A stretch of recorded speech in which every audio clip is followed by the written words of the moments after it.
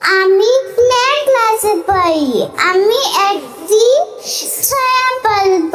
ছয়ার নাম কাজাই ছেলে লিখেছেন চকিন্তনাই সরকার। দাঁতখানি চাল, মুসুয়াই ডাল, চিনি পাতার দই, দুটো পাকা বেল, সরিষার তেল, ডিম পোড়া কই, পথে হেঁটে চলি, মনে মনে বলি, পাশে হয় ফুল, ফুল যদি হয় মা দেবে নিশ্চয়, চিড়ে টিপে চুল। দাঁতখানি চাল, মুসুয়াই ডাল, চিনি পাতার দই, দুটো পাকা বেল, সরিষার তেল, ডিম পোড়া কই।